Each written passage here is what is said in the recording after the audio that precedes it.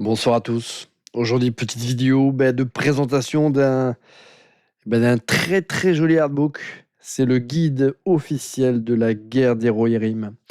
Le prochain opus de ce qu'on peut appeler maintenant la saga du Seigneur des Anneaux de chez la Warner, New Line Cinéma.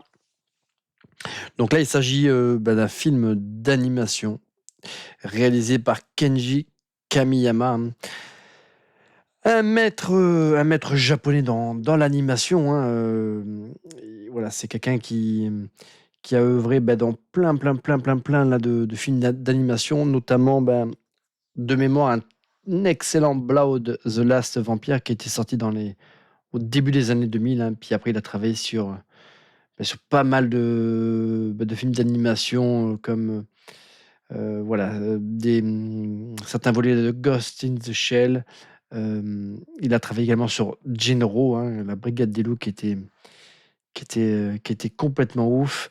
Il avait participé en son temps à la série télé City Hunter, hein, Akira, Kiki la petite sorcière. Enfin, voilà, il a contribué à voilà, pas mal de gros films d'animation qui aujourd'hui voilà, sont devenus complètement cultes. Moi, à titre personnel, j'ai pas vu cette dernière réalisation comme Hirun, Hime ou Oui Cyborg. Mais bon, en tout cas, voilà, c'est lui qui est en charge donc de cette guerre là, des Rohirrim, hein, la guerre des Rohirrim. Donc on est dans l'univers là, de la Terre du Milieu, mais on reprend l'esthétique. Des films de Peter Jackson, hein. On est vraiment dans la continuité là, des films de Peter Jackson, hein. C'est pas un reboot de l'univers du Seigneur des Anneaux, hein. On garde l'esprit des films et c'est un préquel, hein, au Seigneur des Anneaux puisque ça se passe je sais pas moi, peut-être dans les 200 ans avant les épisodes là, les événements là, du Seigneur des Anneaux. Donc, écoutez, le film d'animation va sortir dans quelques jours, hein, le 11 décembre, hein. C'est un film que j'attendais sans trop l'attendre, voilà, l'idée de faire un film, pas forcément un film d'animation, mais qu'un prochain film sur l'univers du Seigneur des Anneaux, tourne autour de la trilogie, ça me saoulait un petit peu. J'avais un peu le sentiment qu'on retombait dans les travers de ce que l'on est en train de vivre avec Star Wars, hein. On n'arrive pas à proposer des choses originales en dehors de la trilogie, en dehors de la saga Skywalker. Et qu'il faut absolument voilà, essayer de retrouver la formule de ce qui a fonctionné en ne s'émancipant pas trop là, de la saga mère. Donc c'est un petit peu le gars avec cette guerre des Rohirrim, hein, qui me semblait pas forcément si intéressante que ça, au regard de toutes les histoires que l'on retrouve dans les différents écrits de Tolkien, hein, et, et même les grands contes de Tolkien, hein, que ce soit la chute de Gondolin, Beren et Lúthien ou les enfants de Húrin. Enfin, pour moi, en mon sens, ça fait tellement d'histoires à raconter, voilà, plus intéressantes que sur le papier cette guerre des Rohirrim, que voilà, je l'attendais sans l'attendre. C'est vrai aussi que les premiers visuels avec cette animation, j'adore les films d'animation japonais, hein. J'adore les animés de toute manière, j'adore les mangas. Mais c'est vrai que quelque part, voilà, Seigneur des Anneaux, avec cette esthétique un peu à la Chronic of the Lodoss War, je sais pas, pour moi, ça collait pas forcément, et c'est donc, encore une fois, voilà, les premiers visuels, ça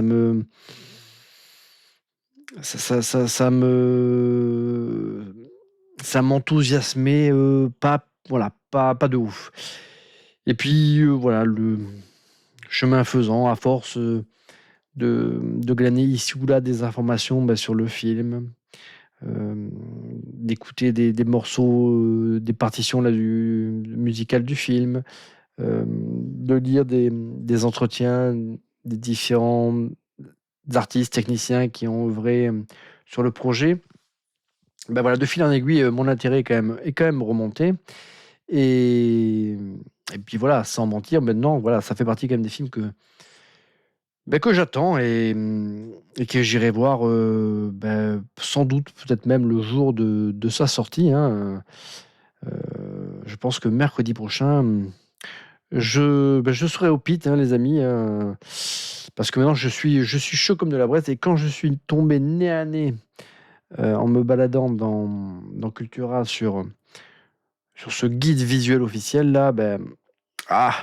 J'ai pas pu j'ai craqué, j'ai pas pu lutter et je suis reparti avec sous le bras et voilà, plus je découvre des visuels sur ce film d'animation et plus, finalement, je suis, on va dire, conquis et toutes mes réticences sont en train de petit à petit, s'envoler. Il y a donc déjà parce que la bande annonce, qui était sortie il y a quelques semaines était très, très cool. Il y a une nouvelle bande annonce, mais qui est en fait un extrait du film, enfin un montage de 8 minutes du film, qui a été proposé il y a quelques jours là, qui est plutôt cool, qui m'a bien rassuré sur, voilà, pas mal de encore une fois, de petites réticences que j'avais, notamment au niveau de l'animation et du parti pris graphique. Bon, finalement, hem, ce côté animé, animation 2D un peu plus traditionnel, finalement, ça me choque, pas plus que ça. Je trouve que finalement, ça donne, du charme au métrage. Hem, En plus, c'est vrai que, comme beaucoup, hein, j'ai découvert ces premières images, sur des écrans d'ordinateur ou sur des écrans de téléphone portable, mais je pense qu'au cinéma, on risque d'en prendre plein la rétine. Donc je pense que c'est véritablement un film à voir au cinéma. Après, on n'est pas non plus sur, de l'animation telle que, proposent des gros studios comme, Disney ou autres, hein.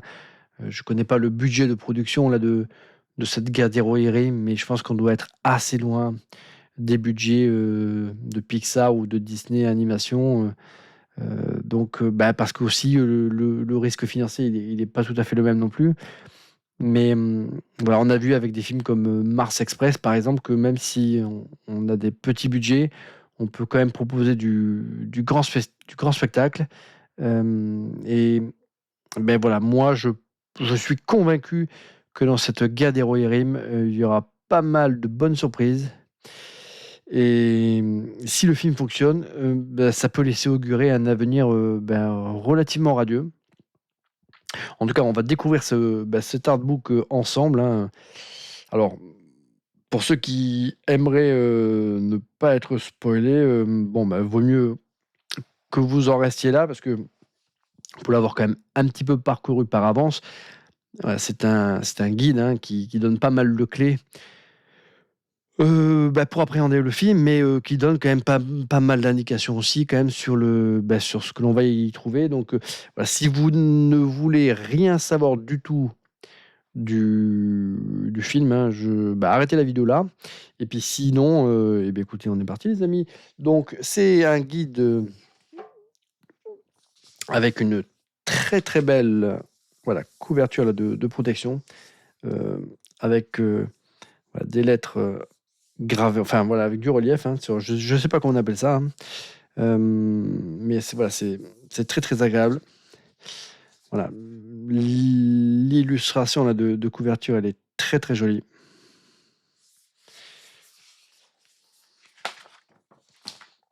Alors je vais enlever, voilà.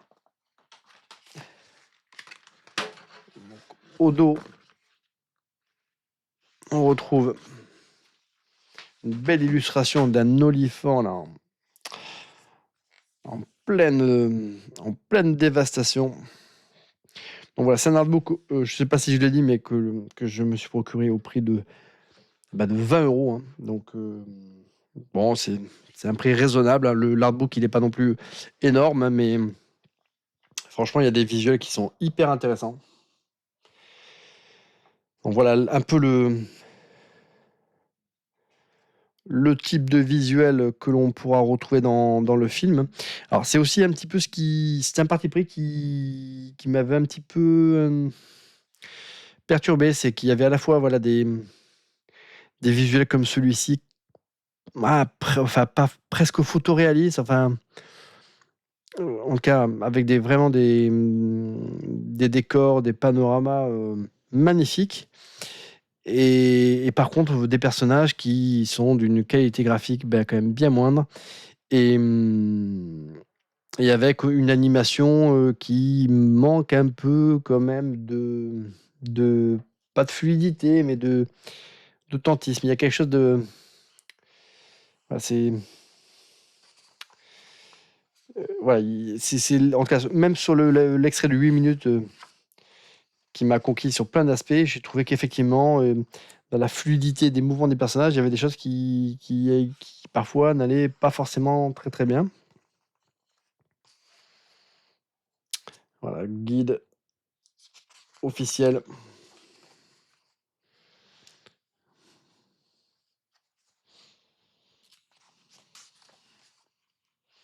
Alors, j'ai pas vu la durée du film, d'ailleurs je vais les regarder. Ouais, il dure 2h14, hein. Donc ce qui est une jolie durée. Donc je pense qu'on aura de quoi se mettre sous la dent. J'aurais bien aimé qu'il dure encore plus longtemps, hein, d'ailleurs. Mais bon, il aurait pu durer 1h30, là ça m'aurait blasé. Donc voilà, avec un avant-propos là de Brian Cox, hein, je crois que c'est lui qui double c'est Helm Mamarto, hein. Je crois que c'est ça le nom là du père de Hera, hein, dans le film, hein. Le roi là du Rohan, hein, du moins quand démarre là les événements là de ce film d'animation. Donc ce qui est cool là dans cet artbook, c'est on fait un petit retour sur l'histoire là du Gondor, hein, et du Rohan. On explique un petit peu les origines là de ces terres, hein, qui étaient à la fois par le passé occupées par les Dunlandais, hein. C'était des hommes, mais un petit peu qui vivaient de manière un petit peu un peu sauvage, quoi, hein. Et quand les hommes du Gondor sont venus coloniser ces terres, ils ont chassé ces Dunlandais un peu plus au nord et un peu plus à l'est, hein. Et après, par la suite, il y a eu pas mal de guerres entre le Gondor, les orques et autres. Et à un moment donné, voilà, ces tribus-là des Rohirrim, hein, sont venus en aide au Gondor, et en récompense, le, le, alors c'était pas un roi à l'époque au Gondor, hein, c'était un intendant a offert ses terres à ces tribus nomades pour qu'elles s'y installent, hein. Et, et ces terres ont été, donc du coup, c'est devenu le royaume du roi en fait, hein. Mais à la base, voilà, les occupants d'origine, ce sont les Dunlandais qui, par la suite, ont voué une haine féroce à ces Rohirrim, hein, qu'ils considèrent comme des occupants indésirables de ce qu'ils considèrent comme leur terre d'origine. Voilà, donc c'est sympa. Il y a une petite histoire là des origines du Rohan. Une carte qui est plutôt très très cool, hein.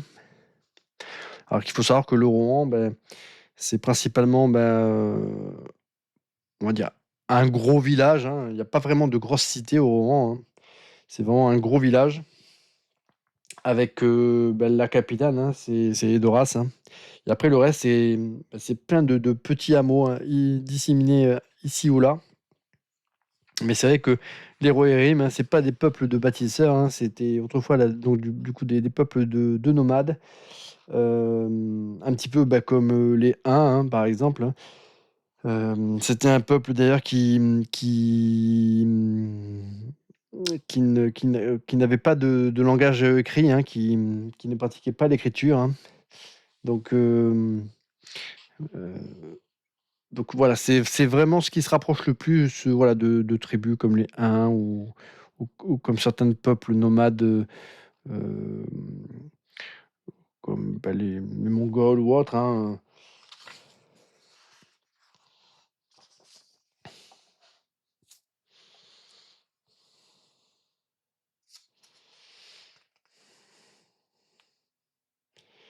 Voilà, ça c'est pareil, encore une fois, des visuels tirés du film qui sont quand même ouf, hein, où on voit quand même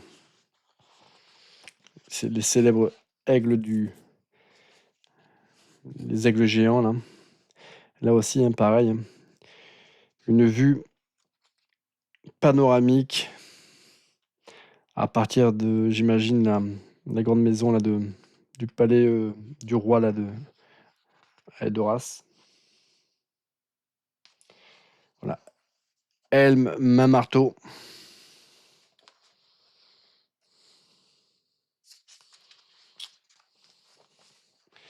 qui je trouve vraiment un design excellent. Là, il y a un concept art qui est magnifique. Et c'est vrai que dans l'extrait de 8 minutes que l'on voit, c'est vrai qu'on retrouve cette esthétique là qui est plutôt cool. Voilà, la princesse Hera. Pareil, dans des visuels qui sont très très sympas. Donc elle est la dernière là, d'une fratrie là, où il y a deux grands frères. Elle est la petite sœur.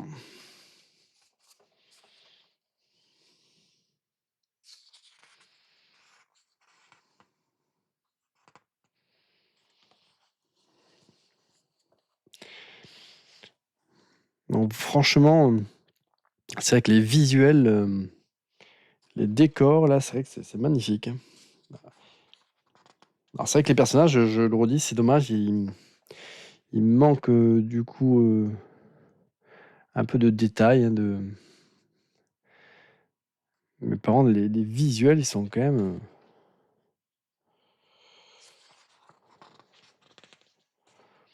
Méduseld, hein, le palais du roi.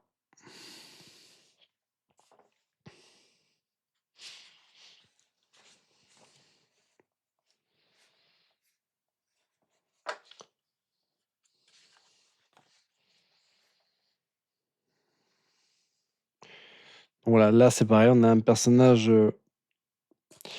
c'est ce qui est dommage dans ce film d'animation. C'est voilà, toute l'architecture, les décors, tout ça, c'est vrai que c'est hyper beau. Hein. Et les personnages, c'est vrai qu'ils manquent... Enfin, voilà, c'est dommage qu'ils soient pas un peu mieux réalisés. C'est vrai que c'est la petite déception, c'est ça, c'est les personnages.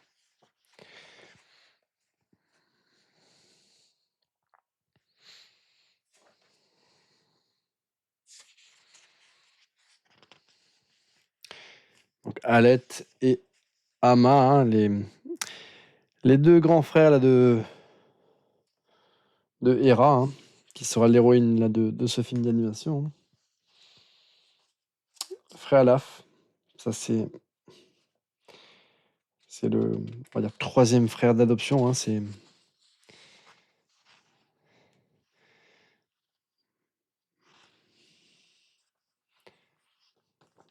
un ami là, de cette fratrie. Là.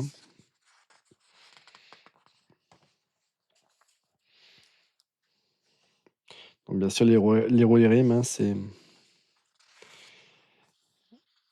toute une histoire avec bien sûr ses chevaux. Hein.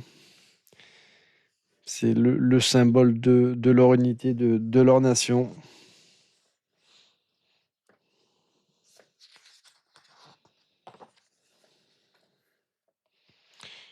Donc voilà, un petit artbook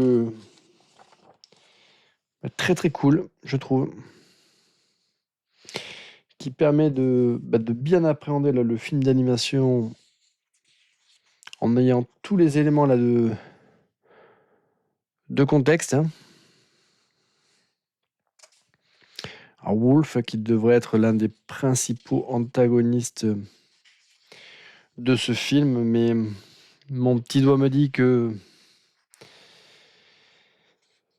ça ne devrait pas être le véritable antagoniste du film, hein. Je pense que sans doute que la menace véritable sera, ce sera les armées d'orques, hein. Ça c'est sûr. Dunland, avec ces paysages pareils, magnifiques. Donc voilà, vraiment, si ça, ce sont véritablement, comme je le pense, là, des images tirées du film, hein, ben, ça promet. Et ça, vu sur grand écran, ça va vraiment envoyer du steak. D'autant que la bande originale, qui est également disponible sur Deezer ou autre, je l'ai, je l'ai pas écoutée en intégralité, hein, parce qu'il y a pas mal de morceaux, mais j'en ai écouté quand même un certain nombre. Elle est quand même très très très jolie. Donc un film, c'est un ensemble de choses, hein. C'est une ambiance sonore, c'est une bande originale, c'est des visuels, c'est bien sûr une histoire, hein, c'est des émotions. Mais voilà, c'est pas parce qu'effectivement un film ne coche pas toutes les cases, entre guillemets, que ça ne, que ça n'en fait pas un film réussi. Et même si effectivement, voilà, au niveau de la caractérisation des personnages, je suis un petit peu mitigé, il y a tellement de choses qui ont l'air d'être tellement cool que voilà, là, l'ancienne forêt marécageuse, hein, où on va retrouver le guetteur. Alors je pense que c'est le même que l'on a dans Le Seigneur des Anneaux, à l'entrée de la Moria, j'imagine du moins. Le guetteur des eaux. Là, on le voit en train de s'amuser avec un petit olifant, hein. Il est en train de lui mettre la misère, comme on dit. Donc, rien que pour cette séquence-là, je pense que le film, voilà, il marque un intérêt. Voilà, Isengard, hein. Alors, c'est vrai que ce qu'il faut savoir, c'est que toutes les grandes bâtisses que l'on retrouve dans le Rohan, hein, parce que, encore une fois, voilà, les Rohirrim, ce sont des peuples de tradition nomade, hein, donc qui ne pratiquaient pas l'écriture, et même s'ils se sont sédentarisés, bon, voilà, c'est contrairement à d'autres civilisations humaines, ce ne sont pas des grands peuples de bâtisseurs, et que ce soit Isengard, la Ferté-au-Corps, ou enfin, en tout cas toutes les grandes structures qui sont présentes sur les terres du Rohan sont d'origine des hommes du Gondor, hein, que se sont réappropriés par la suite les Rohirrim, hein. Euh, Quant aux Dunlandais, qui pour certains sont partis un peu plus au nord, on en retrouve même voilà, dans la création de la ville de Bray.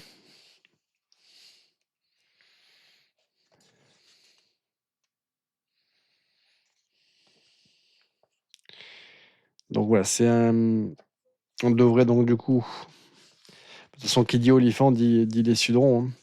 Les Sudrons, que l'on retrouvait dans le film de Peter Jackson, dans Le Retour du Roi. Je me rappelle plus si on les voyait au moins partiellement dans les deux tours. J'ai un petit doute. Parce que je me rappelle d'une scène d'embuscade avec Faramir, mais je sais plus si c'était dans la version longue. Du Retour du Roi ou des deux tours. Voilà, d'une Har, hein. Voilà, un lieu de repli, hein, escarpé. La Ferté-au-Corps, hein, qui par la suite sera rebaptisé le gouffre de Helm, hein. On imagine qu'il sera baptisé de la sorte, voilà, par la suite, hein, avec les événements de ce film, hein. Pareil, hein, des très très beaux visuels, hein, et voilà, qui reprennent voilà, les parties pré-artistiques que l'on retrouvait dans Le Seigneur des Anneaux, et d'inspiration bien évidemment de John Ho et de Alan Lee, hein. Donc dans les créatures que l'on va retrouver dans le film, en plus des olifants, des grands aigles, du guetteur, et ben, on aura bien évidemment des orques, hein, des trolls des neiges.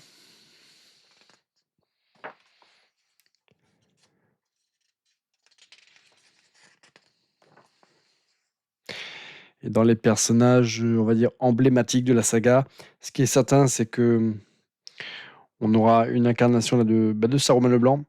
Gandalf le Gris est mentionné. Après, est-ce qu'on aura l'occasion de le voir véritablement dans le film d'animation? Ça, c'est pas si évident que ça. Et dans les acteurs, qui sont nommés au casting, hein, en tout cas, le personnage de Gandalf n'apparaît pas, donc même s'il fait une petite apparition, ce sera vraiment un rôle très très mineur, hein.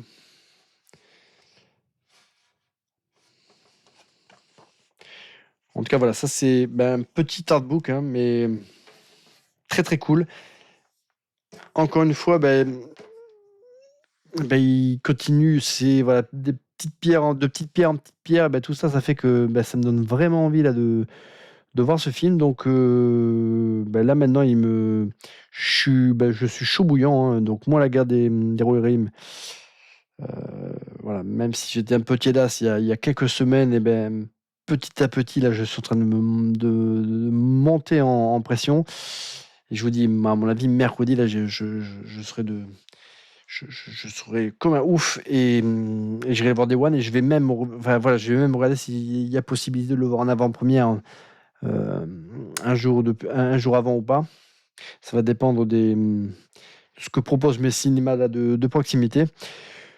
Donc, en tout cas, si vous ne soupçonniez pas l'existence de ce guide visuel officiel, grâce à moi, c'est fait. Voilà, je vous le recommande. Voilà, ça fait partie là, des petites choses sympas que l'on aime quand on est fan du Seigneur des Anneaux et des films, et des films sur cet univers. Et ça fait partie, voilà, comme ça, des produits que l'on trouve assez facilement quand les films sortent. Mais après, par la suite, ça devient assez rapidement introuvable. Donc, écoutez, vous savez ce qu'il vous reste à faire. Et moi, je vous dis à très bientôt pour pour une prochaine vidéo, les amis.